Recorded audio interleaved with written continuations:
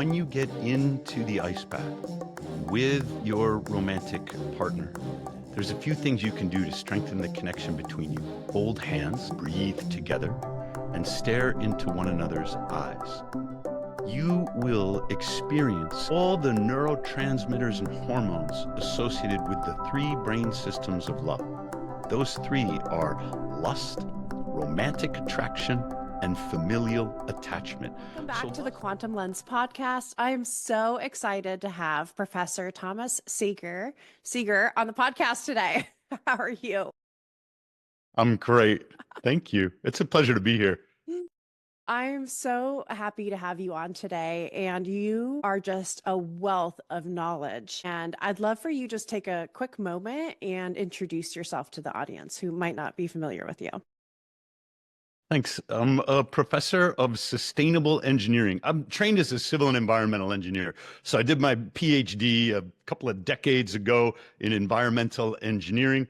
And at Arizona State University, where I have my faculty appointment, we call it the School of Sustainable Engineering. So it's this kind of forward-thinking, complex systems approach. I used to work in resilience, in particular, resilient infrastructure and the relationship between the environment and the individual. And then we got hit with the lockdowns, and it created probably the biggest disaster of my lifetime. I got really interested in health and well-being and how I could orient my research career towards giving people the knowledge and the equipment that they need to stay healthy when it seems like everything around them has gone nutso. What I discovered is at the core of every leading cause of death from chronic illness in the United States is metabolism.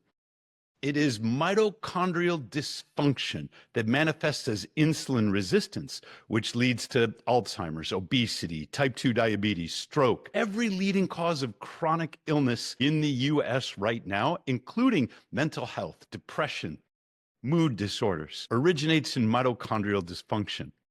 Cold plunge therapy is one of the best things you can do for your mitochondria. So for me, my whole research career is now reoriented around human resilience, not the concrete, not the steel, not even the environment, but how can humans recover from the traumas that they've experienced psychologically and physiologically and build the resilience required to live in this crazy industrialized technological world. I love Morosco, the ice bath company, is part of that. Yeah, and you are the co-founder of Morosco Forge, is that correct? Mm-hmm. Awesome. Yep. And I originally came across your cold tubs on Joe Rogan.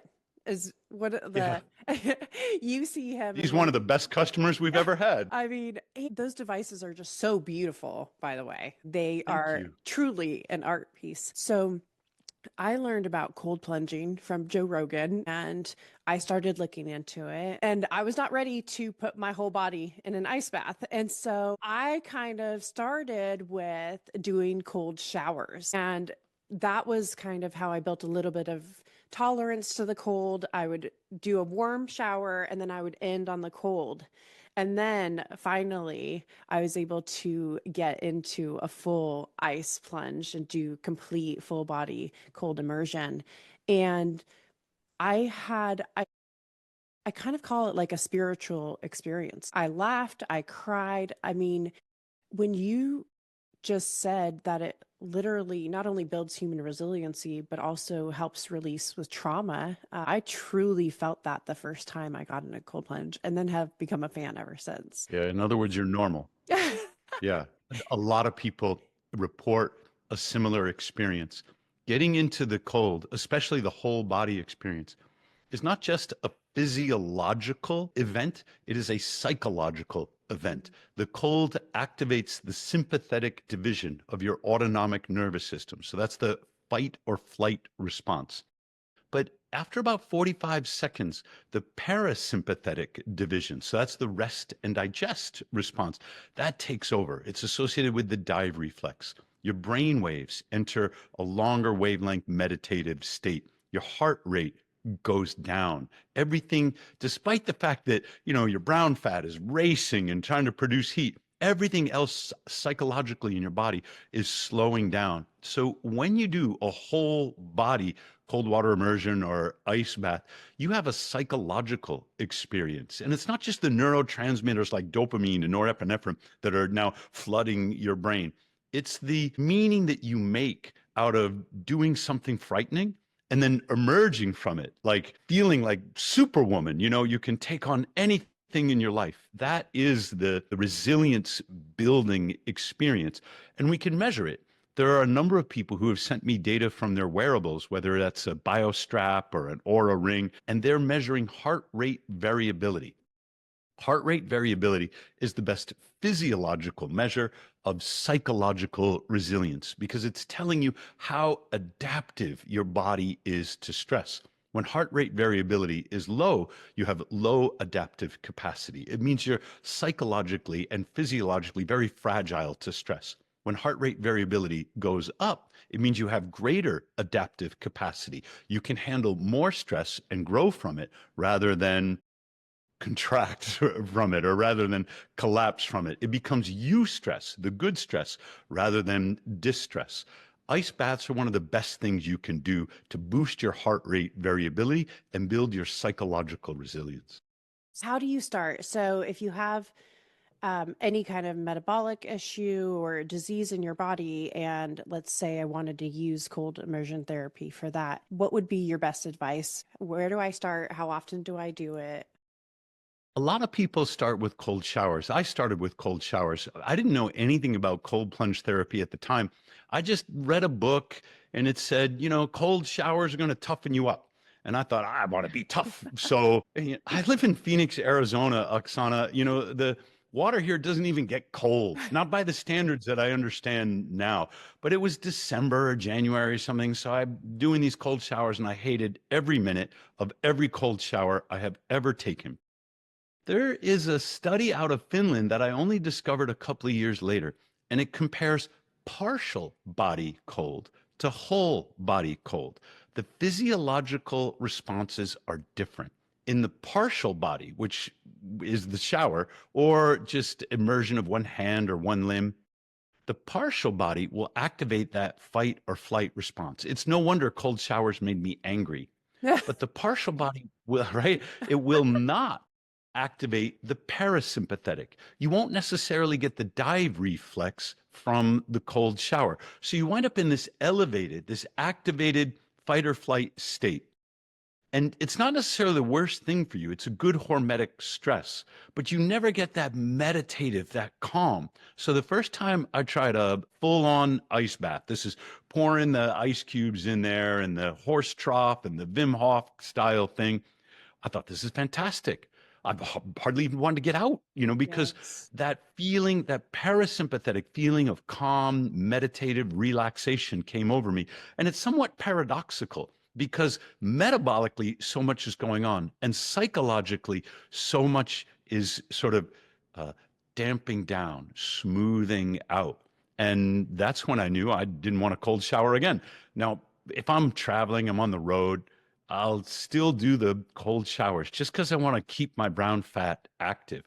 But it turns out that there's two different experiences. The partial and the whole are psychologically distinct from one another. That makes so much sense. I've never heard anybody explain it that way, but that actually makes a lot of sense. Suggest another way to get started besides the cold shower. If you have a bathtub, just fill it up with cold water. Just leave the hot out. Everybody knows how to run a warm bath. Run a cold bath. Do that. And that's a good way to get more of the body immersed. It's another sort of optional way to start. And you might graduate from there to pouring the bags of ice in. Because Morozco is so expensive, very few people are going to, on a whim, hey, I heard Joe Rogan say ice baths are great, so now I'm going to drop $15,000 on a Morozco. Morozco's really for the people that want to go to the next level. They want to do it every day. They want to do it on demand, sometimes a couple of times a day, especially if you live in Phoenix where it's so dang hot. And instead of having to go, to the convenience store and buy bags of ice, they want it right away. And so we invented Morozco because that's what I wanted every day, sometimes twice a day. It's really the convenience that you're paying for. It's not the thermodynamics of it. Right. And with some of my elderly clients, what I tell them is get in a bathtub and just let it cool naturally. So if you're Yep. absolutely terrified of even turning the shower to cold, just get in a warm bath, but stay maybe an extra 10 minutes when it might be uncomfortable where you might get out when it cools down, right? So you're not actually running the cold I water. think you're going easy on them. I'd I I'd I rather that am. they were at a temperature where they felt that gasp reflex because I know that's the activation of their sympathetic nervous system. I agree with you, but I think if someone is absolutely terrified to do it, it's a good way to kind of transition into Maybe. that step. Okay, so you mentioned doing it a couple times a day. So I've not heard anybody ever mention that. What would be the benefits of doing it more than once? There are two. First of all, Phoenix, Arizona is the hottest city in North America. And so, if it gets up to 45 degrees C or it's, 120 on the pavement or I'm walking around campus in the sun, it just gets hot. And so, one benefit is I have a Morosco on campus. I have one at home. I can just get in, have a dip, and cool myself off. I like that. But the other benefit is sometimes, Oksana, I have a rough day. Mhm. Sometimes things happen and they can be upsetting things. An argument with somebody that I love, or heaven forbid, I get another letter from my dean chastising me for something that I put out on Twitter where I have a big mouth, or some study that contradicts the official policy of the university or our funding agencies in the federal government that has upset the people that ostensibly I report to, and they'd rather that I shut up. There's any number of things that can happen throughout my day that will knock me off that center that I'm trying to keep. The ice bath is wonderful for removing my anxieties. It snaps me back to my present moment. And what disappears from my consciousness is all the regrets and shame that I have about my past and all the anxieties that I carry about my future. When I'm in the ice bath, nothing is happening to me except that moment where I'm locked in on my body and my breath and the thoughts of the present moment. When I come out, all the regrets and anxieties have melted away. And instead, I have 3 or 4 different new ideas of things that I haven't tried in my life, like new experiments. And I'm like, what? Maybe I could see it like this, or maybe I could do something like that, or here's another idea or a different way to approach it. And then I can keep going. So there might be 2 reasons why I do multiple ice baths. One is I just want to cool off. And the other is I need to get in there for the mental reset. Yeah, that makes so much sense. This sounds really funny, but if my husband and I have to have a serious conversation, we get in the ice plunge together, and ours is outside and it can kind of overflow and whatnot. And it always lightens the mood, reduces the stress of the situation, and it's playful. Somehow it doesn't feel like so burdensome. And I know it's kind of a weird thing, and I haven't really publicly shared that until now when you were talking about how it just kind of helps lighten the load of anxiety and stress. And that is absolutely something that we do that I can tell you 100% works for the situation. It's more than that. When you do, I call it a partner plunge. When you get into the ice bath with your romantic partner, there's a few things you can do to strengthen the connection between you. Hold hands, breathe together, and stare into one another's eyes. You will experience all the neurotransmitters and hormones associated with the 3 brain systems of love. Those 3 are lust, romantic attraction, and familial attachment. So lust is the pure testosterone, like not necessarily in your husband. He's going to have to exercise after the ice bath. But in you, it takes about 45 seconds for your testosterone to elevate. And when that happens, it will increase your libido.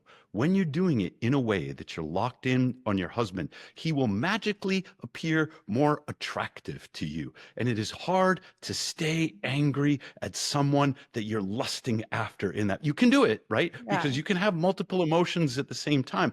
But what you will feel when you feel that attraction, It will help crowd out the feelings of resentment, or sometimes if it spills over into contempt or disgust, it's just terrible for the relationship. But we've probably all been in moments like that. The second one, this romantic love, that's the dopamine. The dopamine will be elevated to 3 or 4 times whatever the baseline levels are. And that romantic love is sort of the eighth grade crush that you feel for the boy, where you like to write the note, do you like me? Yes or no? And you have these obsessive thoughts about the object of your crush. And it's a wonderful feeling. You can't be in a bad mood when you've got that much, can't be depressed or in a low mood when you've got that much dopamine going through your brain. And then the third one, the familial attachment. These are related to oxytocin and vasopressin. Vasopressin, for example, is essential for vasoconstriction, which is what's happening when you're getting into the ice bath. So your vasopressin and your oxytocin levels go up. These are the bonding hormones. So these are the hormones associated with nursing an infant. These are the hormones associated also with kind of that mama bear instinct to protect the child.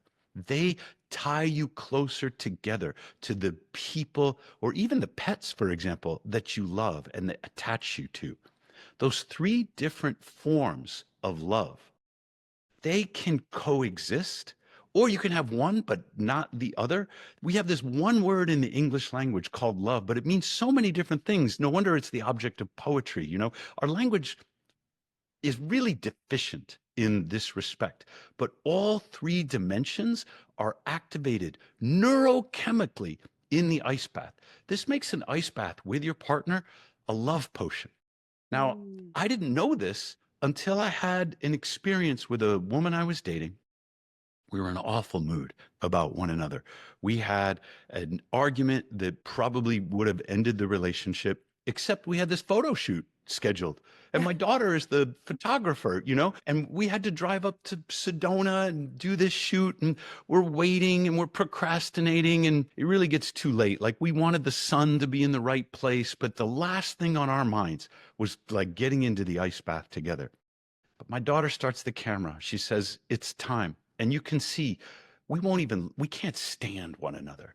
But we take hands, just like we're going to say in the script, and we get in.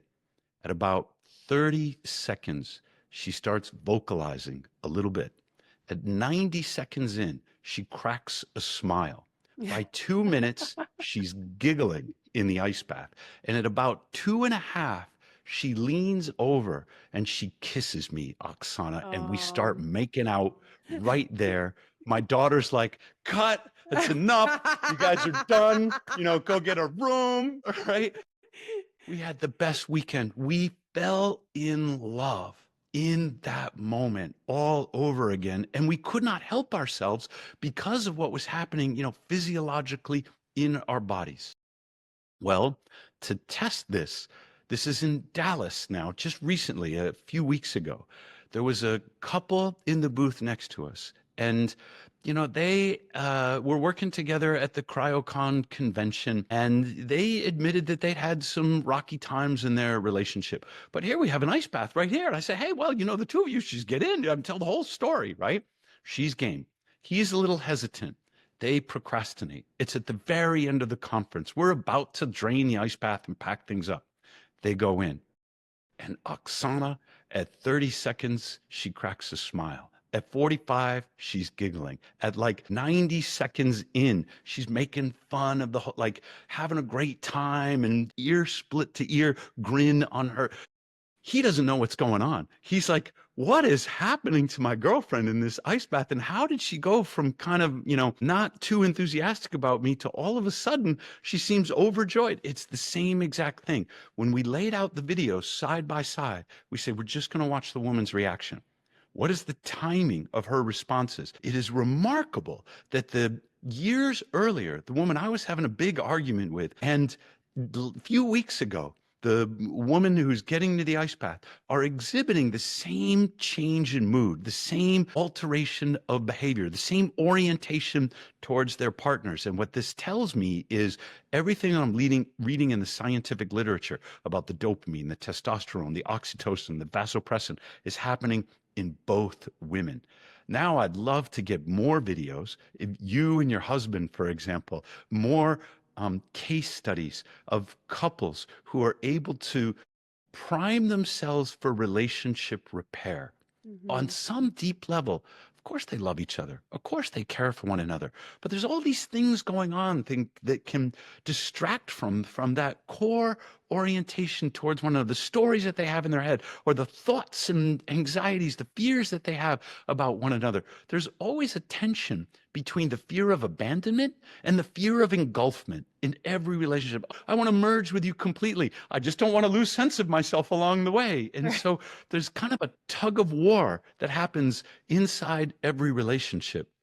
When you partner plunge with your husband, you are priming yourself to discard all the temporary sort of nuisances that are encroaching upon your relationship and find that deeper connection with one another that is caring for the other person's well-being, that is trusting and willing to be vulnerable with them, to see kind of what's on the other side of the fear that comes in that relationship.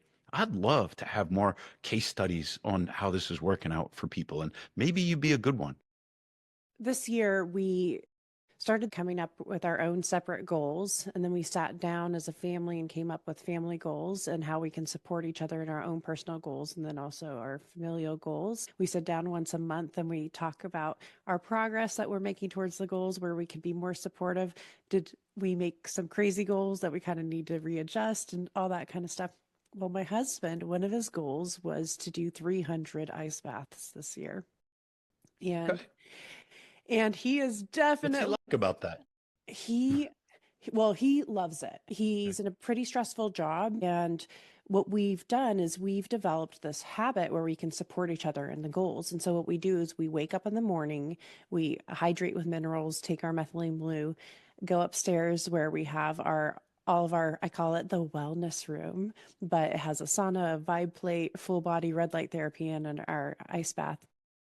And we sit there, and that's our morning ritual to connect before the kids wake up. Is we're doing red light, we're doing cold plunging, we're talking, making plans for the day, setting our intentions for the day. We'll listen to an inspirational either song or music or podcast, and it's become like this little morning ritual for us. And if for any reason something messes up that morning ritual for us, it's one of those days where you're like, it doesn't feel as good as when we have that morning Yeah. ritual.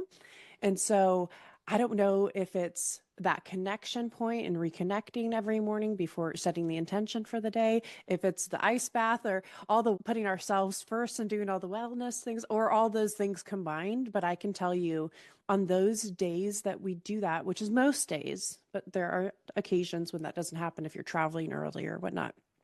But those days you just feel you can't be in a bad mood. You I feel agree. invincible after you get out of that ice bath. Yep. Last year, we did a road trip to visit our Danish side of the family in upstate New York. And Eric goes, I'm going to cold Where's that? plunge. Um, What's upstate for you? it's Finley Lake. It's where my What is husband, it? Finley Lake. No, I'm And not familiar with Findlay Lake. I've spent a lot of time in northern New York and oh, western New York. Okay, yeah. yeah, I think it's kind of closer to like the Pennsylvania border. So we went camping there, did a whole family reunion, and there was this one day it was storming, and Eric goes, "You and I, we're gonna drive into town, however, an hour away. We're gonna get a trough, we're gonna get some ice, and we're gonna invite everybody Yeah. over to our RV." And it was storming, so we put this pop-up tent up, filled this thing with ice and water, invited the entire family, super young kids, the elders in our family, and we just said, "This is an invitation for you to do it, but just show up anyways, even if you're not going to do it, just show up anyways to cheer everybody else on." And by the end of that time that we were outside, almost every single person had gotten in the tub. There you go. Yeah. And at the end of the week, when we had our last meal together and we were reflecting, and I said, let's go around the table and say, what was your favorite part, most memorable part of the trip? And almost every single person said the ice bath. And so it was, I think, a really big bonding experience for us and Yep. the side of the family to be able to do this really hard thing Wonderful. together. But I think it Yeah. really bonded us too. It's a wonderful story. If I may, I'm going to offer you some editorial comments. I'm a professor, Do so I it. grade people's homework. Do it. Doesn't sound like a commitment to goals. I think goals are okay. I think goals can get you started. Psychologically, there's a lot of evidence that after a goal is achieved, people sort of feel flat. And so having a goal helps you visualize something, a future that you want to work towards. And you get a little bit of a dope hit just from setting the goal. Because once you've imagined it, some part of your brain, some part of your body is already experiencing the payoff of the goal.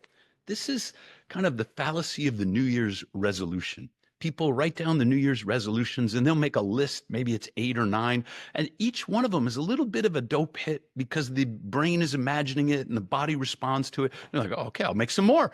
9, 10, 11, 12. That we love the experience of listing these things out, but it is a temporary thrill.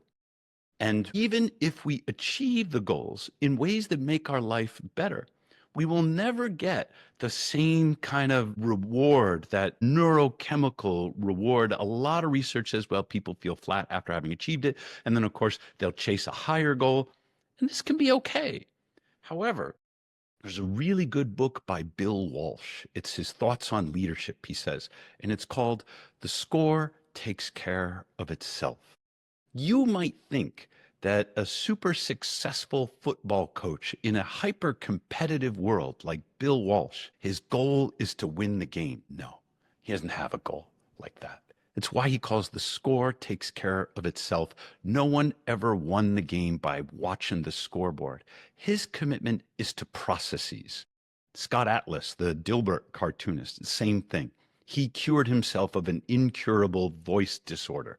And he didn't do it by setting a goal. He committed to a process. One of his processes was going to the gym to work out. And he broke it down. He said, you know what? To go to the gym, first I got to put on my shorts. Then I got to put on my shoes. Then I got to tie my shoes. Then I got to get in my car. Then I got to drive to the gym. And he had this whole process. And he had the discipline. Some days he said he would get as far as the gym. That's all he had. He's like, okay, I'm Yeah. going to turn around. I'm going home. Some days he said, if all you can do is get the shoes on, then that's how far you go. His commitment was to the process, not to the end goal. The process is never over. There's never I love this sort that. of the deflation of having what you described to me was a commitment to a process, not to, Correct. and this is what we're trying to achieve. You're saying, no, this is what we're trying to do. And it reminds me of Bill Walsh because he took over a team that was 2-14. It's a terrible record. And he comes in, okay, I'm the new coach. You guys were 2-14 last year. You pretty much stunk. I don't think we can do anything worse than that. We're going to do it my way.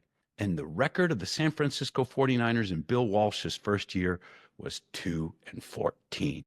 If he was committed to these outcome-based measures, he might have quit right there. But he didn't, because he spent the whole year teaching his players, this is how we run a block. This is how we drop back to pass. This is how we run a route, committed to the process. And of course, he won 4 Super Bowls because when you commit to the process, the score, the day, the quality of the relationship, what you achieve takes care of itself because you know what you're doing. And you have to kind of shield yourself from all the random things that are out of your control and focus on what's under your influence, what's under your control, and let those other things sort of take care of themselves. I don't want to crap on goals too hard. What I'm trying to emphasize is goals can get you started. They can help you discover the processes, and that longer lasting success is going to come from making a commitment to the processes that you know are eventually going to get you there. It sounds like you're already doing it. Well, and I think for us is we just both turned 41. And what we realized is our life was passing us by and that we weren't living with intention. So we sat in reflection of how do we create the life that we want. And when I say goals, it was just a method of us living with intention and doing the things with That's creating the great. life that we really want. Right. So, I think I heard Dr. Bruce Lipton say if you can't write down what you want, you can't have it.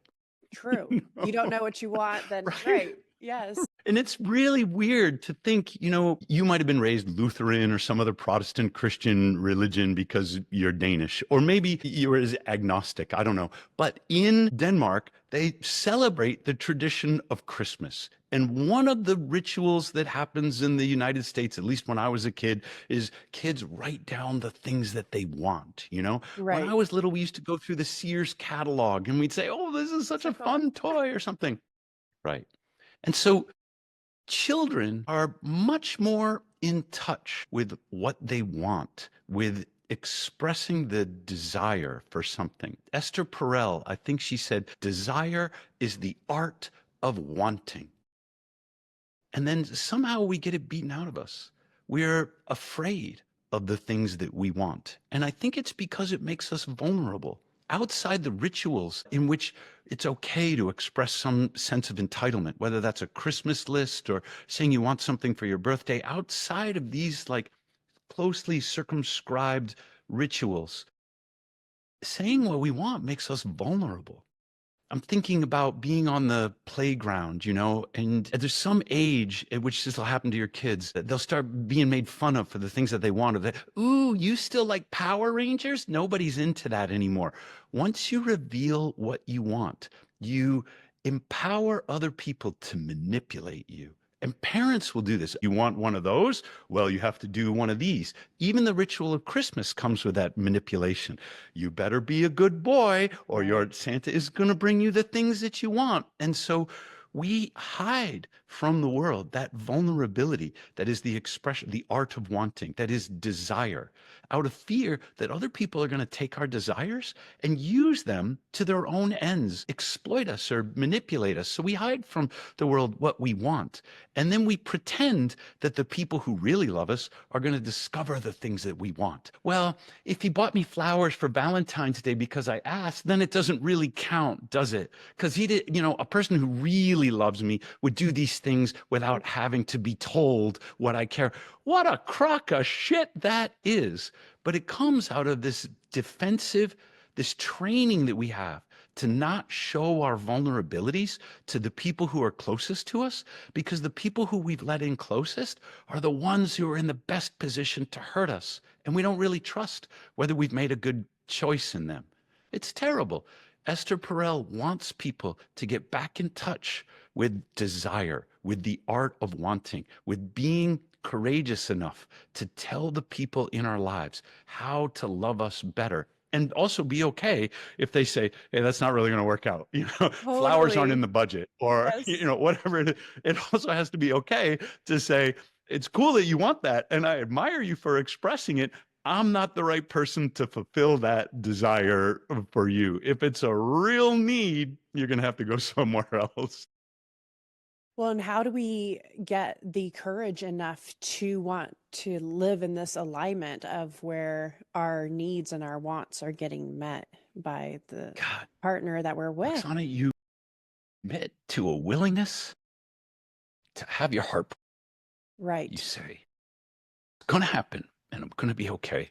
It happened, you saw right before we started recording. My daughter and I have a new puppy.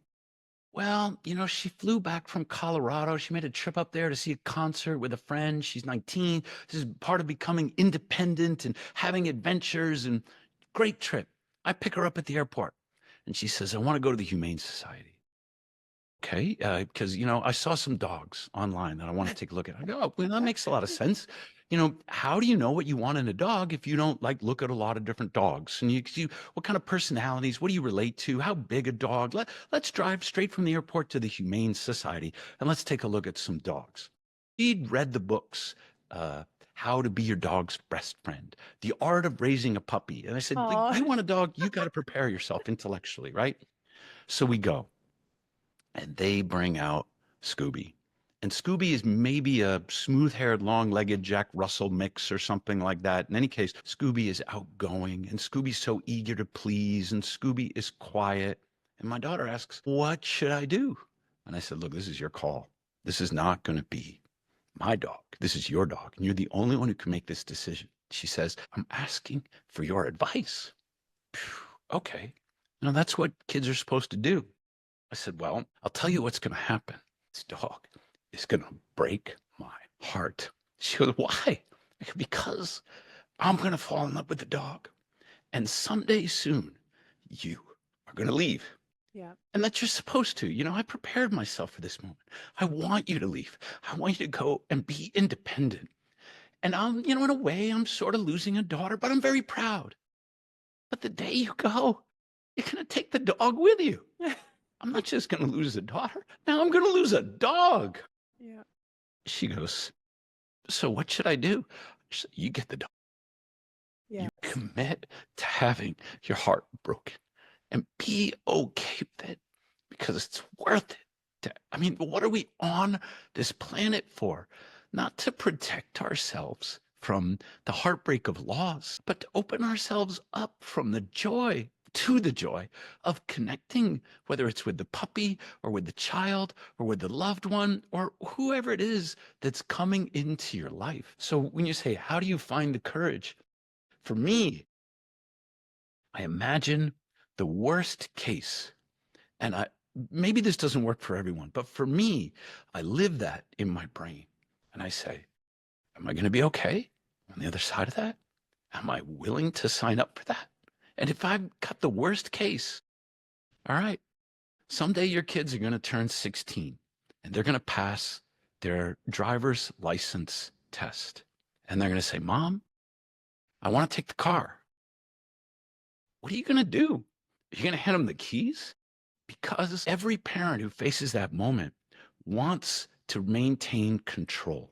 They're going to say, okay, here are the keys to the car, but you're not allowed to drive on the highway, or you're not allowed to have this person in the car, and you got to be home by 9, you got to do this, and I got the GPS thing on there, and that they want control because they trust themselves, or at least they trust a situation that they can control, and they know that they don't have that control. Kid goes out on the highway, could get run over by some 18-wheeler, some drunk driver could T-bone him. It could be the end of their relationship with their child as they know it. What I did, imagine that I'm going to be okay. It would totally suck. But I want my child to be independent. I want them to know how to drive. I want them to develop good judgment. I want them to make mistakes. And if my worst fears come to pass, I will figure it out. That's how I gave him the keys. Now, my son, great driver. My daughter's, not so much. And I also want to put him in a safe car. There's going to be airbags. There's going to be crumple zones. There's going to be a 5-star crash rating. I'm not going to put him in a piece of crap Jeep, And I taught them how to drive myself. I know that they are prepared. That didn't stop my daughter from looking at her phone, rear-ending somebody, getting into a crash, breaking her arm. She called me right away. I said, I'll be there. And we got her to the urgent care was useless, got her to the osteo, put her in a cast. She's now a better driver for having gone through that experience. Yeah. I always say Me having too. I've I say having kids is the most rewarding and the hardest thing I've ever done. And I homeschool my kids because I trust the lessons that I'm going to provide for them. And I want them to be super independent. And I always say I'm raising my kids so that way they have a really blessed, independent life, that they don't have to depend on anybody else. And the way that I could do that is by homeschooling them and teaching them my values and the lessons that I want to teach them. But I want them to be independent, contributing members to society, and I want them to be happy and go out. But even just listening to you talk about, in a couple years, they're going to have a driver's license, and that independence is going to start to separate a little bit more distance away from home. And it sounds scary, but also in a really fulfilling way, it feels like that's what we're meant to do. We are supposed to separate from our families, and just having this time with them and making the decision to homeschool, and so we could spend more time with them and travel the world and do all the things. I've never felt in my heart that it was more of a right decision than what we're doing. Of course, it's the right decision. The risk is in homeschooling, especially as they get older, is that you might overprotect them, that they won't be exposed to other values. Uh, it's really interesting when your child comes home and they say, Mom, I was over at Susie's house and I noticed that Susie's family does XYZ. What do we do in our family? Be ready for that question, because it is your daughter or your child's job to do that kind of comparison. Sure. In this family, they do this. They have this tradition. They have this practice. They have this rule. What do we do in our family? And this used to happen to my older daughter. It still does. She's 26 and she called me up and she said, Dad, I just got this invitation and it felt a little passive aggressive and controlling and something. And I'm like, well, hang on a second. Your friend who's issued this invitation is being direct with you and forthright. Yeah, but she said that if I accept and don't show up, I'll never be invited again. And that didn't seem like a friendly thing to do. It seemed like a threat. And I say, okay, I get it. She's trying to figure out who's in, who's out, what are the boundaries. People are in their 20s, they're navigating these things. Be gentle with her. She goes, but Dad, in our family, I remember when you bought me those tickets to the concert, she's 16 or something, and you got me 3 so that I could go with my friends. And she said, I forgot about the tickets. And that afternoon, when I realized that you bought me those tickets and that I didn't make plans to go, I felt terrible. And I called you up and you said, it's not a problem. That's not the way gifts work. Right. Gifts, you could set those tickets on fire. Yes. And there are yours to dispose of in any way you want. She said, Dad, I think I was raised different than a lot of people because I had this reaction to an invitation that felt like it was coming with strings attached. And I'm like, well, I'm really proud of you. I'm really glad, because that's the way gifts are supposed to be. Gifts aren't supposed to be covert contracts. Gifts, when they're given, with that love, don't have any strings or conditions or expectations with them. And I hope you go to the dinner party, meet some people, and you don't have any resentment towards your friend who just hasn't figured it out yet. And she hasn't gotten back to me on how was the party, you know? But she still makes comparisons, is my point, about what did she learn? How does our family do it? How do we operate in the world? And how do other people? How else can she make choices for herself when she's grown up about the way she wants to be if she's not going to do those comparisons? And they will start late single digits, early sort of pre-teen or tweens, I guess we call it, when their world is opening up and they're exposed to different things. I hope that you're the kind of parent who doesn't feel threatened by it, but can help, your children do the compare and contrast and say, well, what do you think works better for us or for you? Or how do you want to do it in your life, or whatever the experiment is, Yeah. And what's really interesting is they watch all the things that you do and then they like teach other people. So when they say, what does your mom do for a living?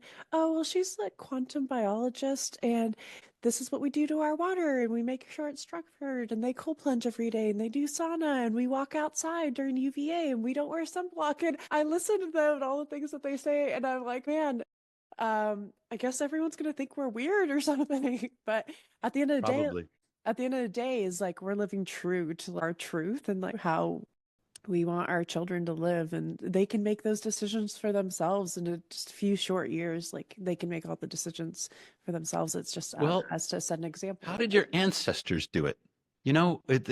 Let's think back. Let's go back maybe 1,000, 1,500 years.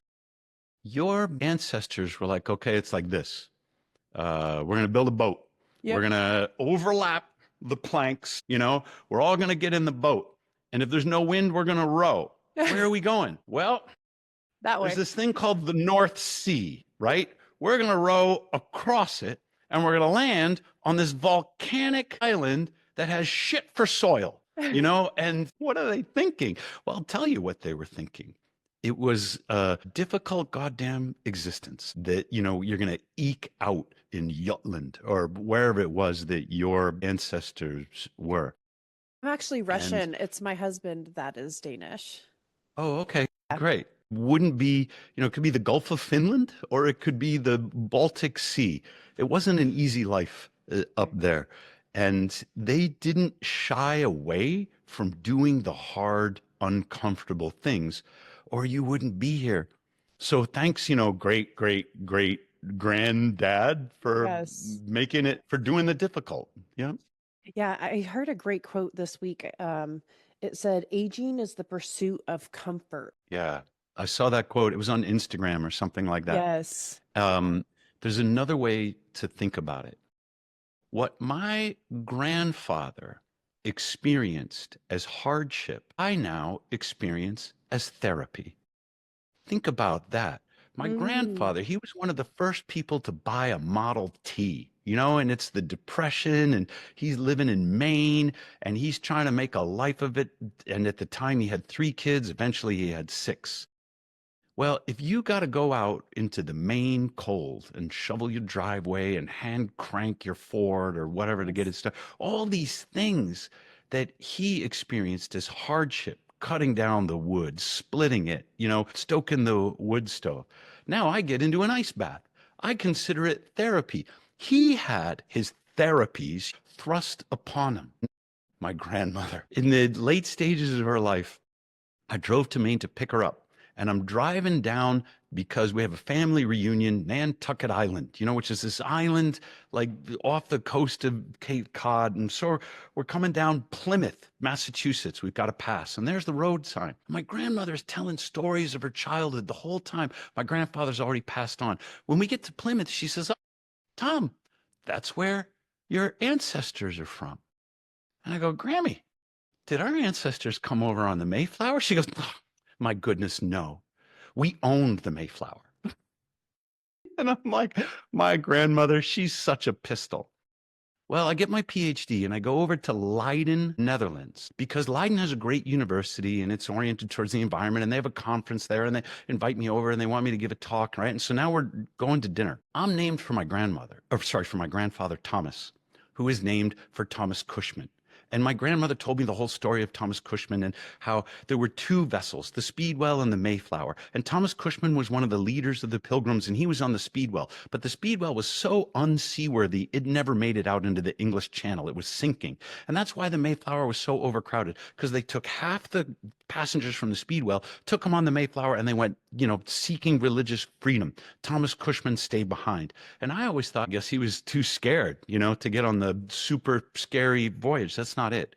The persecution that they were experiencing for their religious views in the Netherlands was life-threatening. They got on that ship because they didn't see another way. They were like, look, here, they're going to kill us. We either get on this ship and we die of starvation or we die, persecuted. We're going to take our chances on the ship. Him staying behind wasn't because he lacked the courage. It was because of the bravery. So we're walking to dinner, with these scholarly colleagues, and we're going through this little square. And I'm a tourist, and here's a plaque.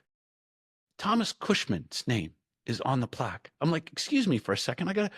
Everything my grandmother told me is written in brass on the plaque because there was this little memorial to the Pilgrims saying, this is where they launched their voyage. And I'm like, either my grandmother is like the best storyteller ever, or she just nailed it. This is the things that my ancestors did out of necessity. I now do as a luxury.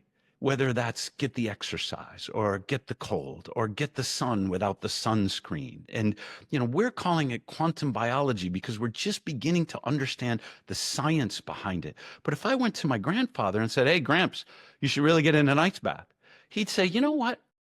I raised 6 kids in the middle of the Depression. Yeah. I raised my children through World War II. I think I've had enough hardship in my life. And he'd be right. The hardships that he endured created heated leather seats, for me, and central air conditioning and triple glazed reflective windows and stuff like this. People in Phoenix, Arizona are vitamin D deficient. And we live in the sunniest place in the US. So why are they vitamin D deficient?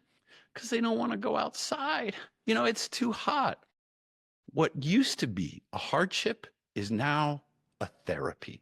And it's a much more long-winded way of trying to say the same thing, that aging is the relentless pursuit of comfort. That's a very modern idea. The Pilgrims or my grandfather, he was pursuing comfort because he had enough hardship. He needed recovery. Most of us live now in this technological world in comfort too much. We must pursue the hardship because we need a balance: light, dark, cold, hot, feast, famine, exercise, rest. And we're out of whack lately. So a lot of the things that you're doing that we call quantum biology are really just getting back to this hormetic stress cycle of stress recovery. And that's what keeps us alive. Yes. And are you also an author? I've written 2 books. This is one. Uncommon Testosterone is my most recent book. I was really happy to see RFK. He went on some mainstream media outlet. He was talking about low testosterone. It has reached proportions that are alarming. This is a mental health crisis. This is a physical health crisis.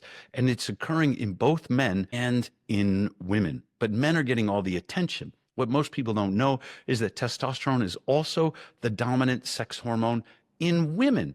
Healthy woman will have 3 to 4 times the testosterone compared to estradiol in her system. So both men and women need testosterone. TRT, or testosterone replacement therapy, has become wildly popular because a guy who has no energy, who's languishing in, let's say, 200 or 300 nanograms per deciliter total testosterone, as soon as he gets that injection of TRT, he's got the energy, he's got the motivation to compete, he's got his libido back, he's got what feels to him like his life force, and he's no longer depressed. Very few people quit TRT. But before they go on TRT, I'd rather have them read this book. I would rather have them read how cold plunge stimulates mitobiogenesis and how the mitochondria are the origin of testosterone. It is where cholesterol gets cleaved into all the sex hormones in the body. It forms a hormone, which is a testosterone precursor, called pregnenolone inside your mitochondria. If you don't have enough mitochondria, or if your mitochondria are defective, of course you have low T. The low testosterone epidemic in this country, it's not because people are watching too much porn or they play too many video games or do whatever the heck it is because we have an epidemic of mitochondrial dysfunction. It comes from poor light hygiene, poor sleep, too many seed oils in the diet, and not getting enough cold. It comes from non-native EMF pollution that disrupts mitochondrial function, but you can repair it. You can repair it by getting into the ice bath and getting a little exercise afterwards. It makes your mitochondria so much more resilient to the environmental stressors and insults that we can't really avoid, not 100%, because I'm not about to go all Unabomber Ted Kaczynski, and live in a frickin' cabin in the woods or something crazy. I'm not going to give up my technological existence in this crazy city that we call the Valley of the Sun. But I am going to use the machines like Morosco or my green light, for example, or red light therapy that help reconnect me with what I call the next best thing to nature. So if testosterone or sex function is a concern, you pick up the Uncommon Testosterone book. It's available on Amazon. And you read about how to fix your testosterone before you get hormone injections and some of the risks of TRT, some of the supplements that work and those that don't work. This is all in that book. Amazing. And I can personally say in my clinical practice, I've seen men who have quadrupled their testosterone, just changing Correct. nothing else except for doing ice baths. Especially in men, I have seen instant. It happens like right away. So I for sure know that. We understand the mechanisms that this happens. Like this isn't some kind of magic trick. We know that it is the mitochondria that are responsible for all the sex hormone synthesis, cortisol synthesis as well. And when you target the mitochondria with therapies, it could be magnesium supplements, it could be anything else that supports your mitochondria, like a red light therapy, is going to boost your testosterone. One of the best mitochondrial therapies available to you is 2 to 4 minutes freezing cold water in the morning, followed by a little bit of exercise. I discovered this accidentally. My testosterone levels were at like mid 700s. And this is when I was in my early 50s. I'm pretty much a sedentary college professor. Any physician would have said, hey, mid 700s, Professor Seeger, you're doing great.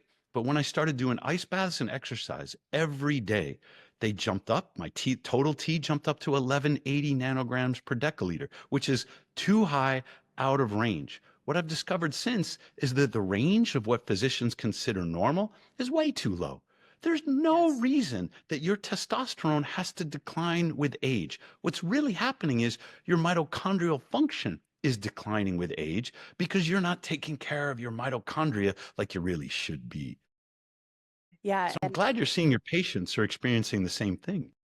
well, and also you have to take a look at LabCorp and some of those ranges, how they come up with those ranges. Because if you look at the ranges that they had back in the 70s, they were way different than they are today because they take what the average of 2,000 people in your area, two standard deviations up and two standard deviations down. And now Yep. that's your range. Well, all that's saying is the people in your area are more unhealthy than they were in the Are sick. 70s. Yep. Yes, they're all Yep. sick.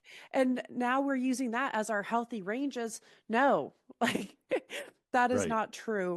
Now you understand why it's called uncommon testosterone. You do not want a common life because Yes. I'm 59 now and I can't remember the statistic, but something like 60% of men my age are on multiple prescription medications. If I were to walk into a general practitioner's office, which I will never do again, they're going to ask me, what meds are you on? And I'll say, oh, I'm not taking anything. And they'll say, really? Not anything? You're not on one of those ACE inhibitors for your high blood pressure? You're not taking a statin because your cholesterol is too high? They know that at 59, most people will present with something that they consider chronic illness, as if high cholesterol were high cholesterol is associated with longer lives, with lower rates of all-cause mortality. But they want to treat it with a statin because they say, well, we got to get that cholesterol down and we got to get the big pharma profits up. It's nonsense. You don't want a common state of health because common means sick. You want an uncommon state of health. So the other book is called Uncommon Cold. This goes into autoimmune disorders. It goes into type 2 diabetes. It goes into everything that is associated with insulin resistance. And that means every leading cause of death from chronic illness in the United States originates in metabolic dysfunction. The Uncommon Cold book is bigger, it's more comprehensive. It's not on Amazon. You can only get it from morozcoforge.com, Okay. but I will revise it and update it. And I'm going to give you an example of why. Another thing that Kennedy has talked about recently, Trump earlier in April, he had this cabinet meeting, he had all the cameras rolling, everybody reported out, and Kennedy said, we are going to know what causes autism by September. And I understand the approach that he and Jay Bhattacharya at the NIH are taking. They want to hire all the epidemiologists. They want to crank up the big data. But Chris Palmer from Harvard University tweeted out a 2024 Nature Review article on the mitochondrial origins of autism. By now, this should be familiar, right? I'm all about the mitochondria. And Chris Palmer is a metabolic psychiatrist. He's had tremendous success with the ketogenic diet for treating, for example, schizophrenia.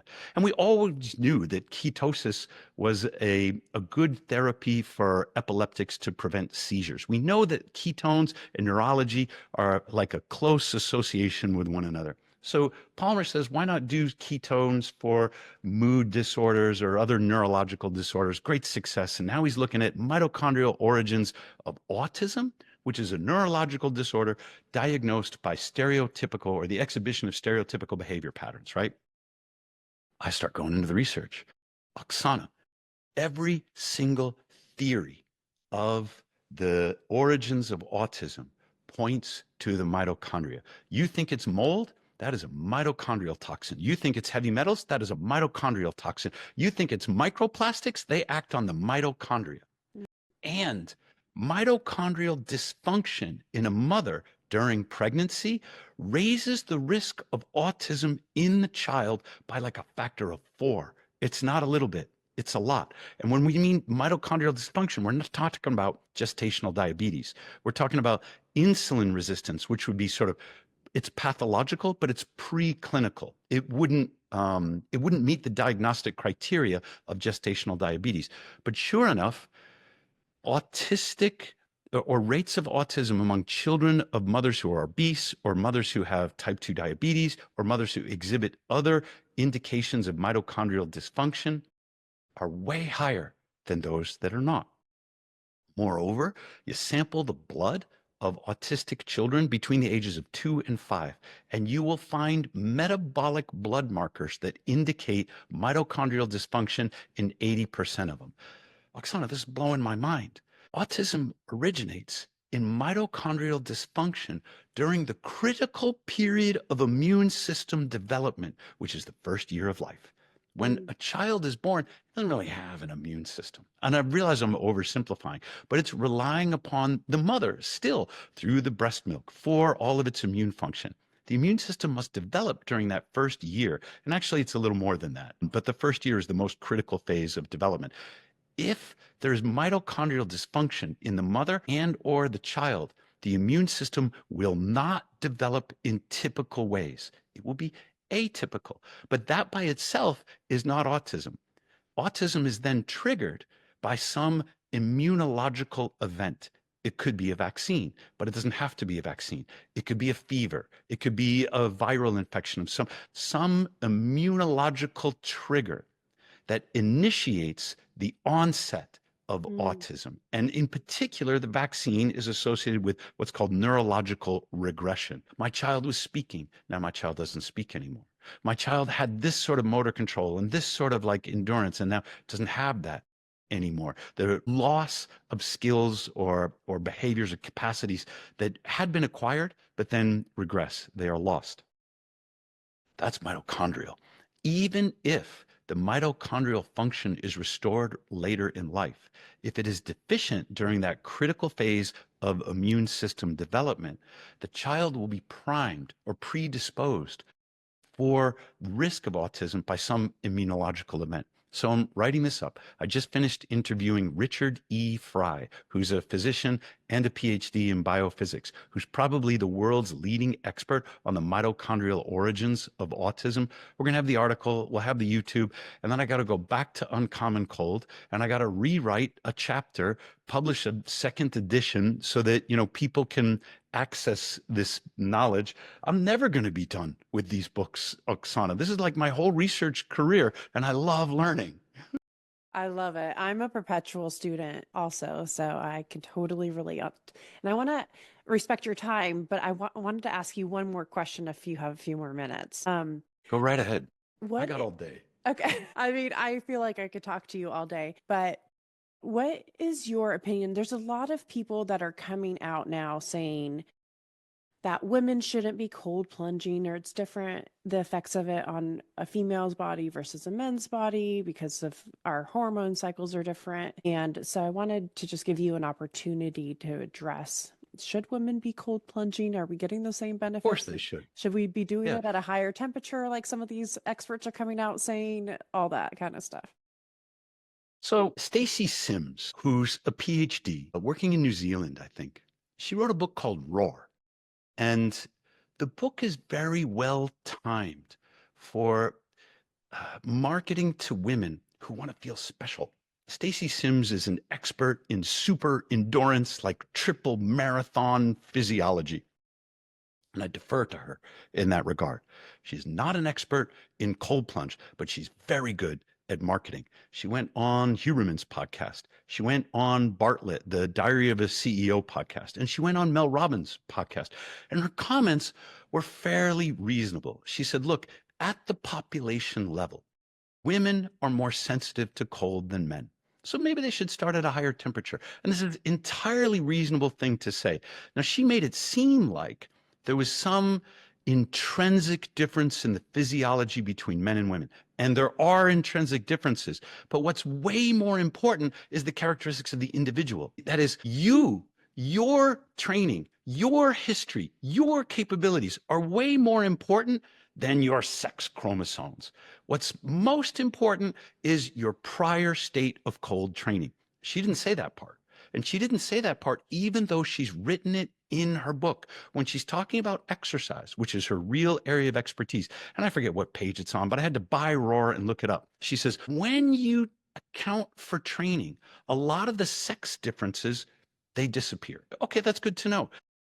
The same thing is true of cold. When you account for the training state or the state of acclimation of the individual, a lot of the sex differences disappear. But at the population scale, women get less cold exposure than men do.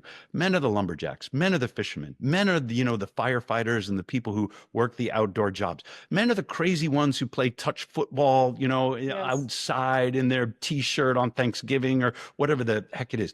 Men as a population get more cold. Men are more likely to have brown fat. Men are more likely to be cold acclimated. So it's no wonder that men are a little less sensitive. It is totally okay for a woman to start at a warmer temperature. It's also totally okay, just like in the papers that she studied, to say, I'm one of those women who's more cold acclimated. I can start at a colder temperature than 60% of these other men have because I've been doing cold training. Great. The problem is that each one of these podcasts, Huberman, Bartlett, Mel Robbins, they all put out headlines that said why ice baths are bad for women. It's not necessarily Huberman's fault. Everybody clips his stuff and exaggerates his claims. Huberman had to go on Instagram and say, all right, look, we're going to take care of this whole cold thing for women once and for all. Yeah. You did? Well, unfortunately, he talked for like 8 minutes and it was kind of a ramble, Andrew. And there were no, captions or subtitles. So we clipped it up. And from my cold bath, I did a post as well. When you look at the comments under these misleading headlines that are attributed to Stacy Sims, and frankly, she allows this because there's a lot of clicks associated with this, and it helps sell a lot of books. She has not come out and said, hey, wait a second, that headline misrepresented what I say. Let me clarify that my expertise is over here. And, my personal experience is over here. And I was speaking from personal experience. I actually haven't done a study. I'm just working with these super endurance athletes and I observed some things and that's it. Cold is great for women. To Stacy Sims' credit, she says there's a study going on at the University of Adelaide about using cold plunge therapy to treat endometriosis, and they're getting great results. There's a survey by Heather Massey out of the United Kingdom at the University of Portsmouth, over 1,000 women who are using cold plunge to ameliorate the symptoms of perimenopause and menopause, and they think it's great.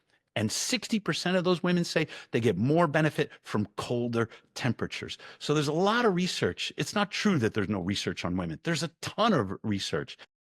And Stacy Sims has not corrected the record in the same way that Andrew Huberman has. So we're trying to correct that record. But if you look at the comments underneath those most popular posts, there are two types from women. The first type is, I knew it. I've never done a cold plunge and I'm never gonna, and now I know why. It's some smug moral satisfaction that this headline has somehow validated their choice not to do something that they don't want to do anyway. Right. God damn it, you don't need Stacy Sims to tell you that you don't want to do a cold. You already know. Just say you don't want to do it. It's fine. The other half of the comments are like this. I'm confused. Cold plunging has saved my life. Cold plunging has, been like the core of what's keeping me healthy or alive. Or I overcame stage 4 cancer by doing cold plunges. How can that possibly be bad for me? I resolved my Hashimoto's thyroiditis by doing cold plunges. Now, why are you telling me that it's bad for me? Rescued myself from major depressive disorder by doing cold plunge. Why are you saying it's bad? Of those two sets of comments, the women who have never done it and are never going to do it, and the women who are doing it and saying, I don't want to give it up. I feel like it's critical for me. Who are you going to believe? There's clinical trials about the benefits. I've posted to remind women about the benefits. But the number one most important reason for not cold plunging is because you don't want to cold plunge. Right. I'm not going to bully anybody into it. I'm not going to coerce anybody. And there's a new book coming out. It's by Wim Hof's daughters. And it's about women and their experiences with cold plunge. So I'm going to ask Wim Hof's daughters to appear on my podcast Tell me more about your experiences. You're both women, not necessarily physicians, but you have like a deep knowledge of what your personal experience is like and other women whom you've coached through it. So let's put that up against whatever people saw on social media. And hopefully the women will judge for themselves because nothing matters more than your N equals one experience. I had endometriosis and used to get hospitalized all the time. Uh, Gosh. from when I was a child, I remember being in my early teens, crawling into my parents' bedroom because I couldn't even walk. I was in so much pain and Yeah. had a very hard time getting pregnant. I always say this in my practice. It's like you don't realize how much better you're feeling with the absence of the symptoms because I had symptoms my entire life. And my doctor has always told me, well, it's never going to get better. It just is what it is. It's something you have to live with. There's no way to fix it. And Bullshit. until you just told that story, and I've been cold plunging for years now, I haven't had any symptoms at all. And it was almost like Of I course. forgot that I had this horrible thing that affected my life literally on a monthly basis, that Yep. I've been completely symptom free from that standpoint and for years Yep. now. So that makes a lot of sense. Yeah, it does. And I haven't looked into the mechanisms that create the growth of uterus lining cells outside the uterus. Like, what the heck is that? Clearly, this is a metabolic function. You cannot grow those Yes. cells without the metabolic support for them. And so, although I haven't gone into it, there is some metabolic disorder that is associated with endometriosis. What that would do is it would point me to the relationship between cold plunge, metabolism, and the cycle and say, could the metabolic aberration be rectified by targeting mitochondrial therapy or targeting the mitochondria for therapies? It reminds me, for example, of cancer. Cancer is another aberrant, disordered growth that does not belong in the body. And guess what? You can slow the growth of tumors, even shrink tumor cells by incorporating cold plunge therapy because it restores the mitochondrial function, which is disordered or disabled in every tumor cell. The Mm, body knows what to do. What's been stolen from us by these institutions of so-called medicine or public health is the knowledge that the body can heal itself. You give the body the environment that it needs, the nutrients that it needs. It knows what to do. Your medical doctors appear clueless, and they will tell you this. They'll say, oh, your tumor is inoperable. Your tumor is untreatable. Well, what should I do, doc? Watchful waiting. We'll keep an eye on it. That's what we're going to do. Watchful waiting is a death sentence. They could we do red light? Oh, I don't know. They never taught me about that in medical school. Well, could I do cold plunge? Definitely can't do cold plunge because there was no continuing education credit seminar funded by Moderna or Pfizer that I went to that taught me when to prescribe cold plunge. The poor medical doctors are handicapped by their education and all the constraints placed upon them. They're not empowered. And so some people will come after me and say, well, Professor Seeger, you're a PhD in engineering, no less. You have no right to talk about medicine. And they are correct. I will not talk about medicine. And I will never suggest a pharmaceutical or prescribe a medicine way outside my wheelhouse. What I'm going to talk about is environment because I'm an environmental I engineer. love that. Place yourself in this environment, get this environmental stressor. And I know how data works. I know how math works. I know how machines work. You want to talk about the biophysics or the quantum biology of red light or temperature or the biophotons produced by the mitochondria that intercept the cholesterol inside the cell and produce pre-vitamin D that will never be measured in your bloodstream. Right. You need an Exactly. engineer for Yep. that. Yeah. And I'm the melanoma survivor that doesn't wear sunblock and argues with my dermatologist about the sunblock. Way to go, Oksana. That's fantastic. Now Yeah. teach people that that is a toxin and you should not be blocking the full spectrum sun rays in your Yeah. skin, your eyes. And we have to keep that conversation going and educating the masses who have been kind of brainwashed by these doctors who are trying to Agreed. do the right thing, especially in dermatology. Is like, I see people, I got skin cancer and now I'm going to slather on that sunblock. This is your reminder to wear sunblock. And we're actually blocking the really healing, beautiful rays that are coming from the sun by blocking it with something that is toxic for our skin. I'm with you. Am going against the grain when it comes to that. And again, I love this conversation so much because thank you so much for having it. educating us on cold therapy and all of its beautiful uses. And yeah, definitely appreciate you being on the podcast today. Pleasure being here. Thank you for having me. Yeah, and I think you kind of touched on this earlier today, but I always end every podcast with, what does love mean to you? Jonathan Haidt, you might know that name. He's got a book about how bad smartphones are for children. He's, maybe this isn't quite right, but an experimental philosopher. You know, he writes on moral issues, but he uses data. He wrote a book called The Happiness Hypothesis. I think he wrote another one. It might be called The Righteous Mind. In any case, there was a time several years ago when I was poring over everything that he was writing, you know, on moral philosophy. One of the things that he pointed out is what's called group selection. We know, for example, that bumblebees, they're all sisters. Ants, they're all sisters.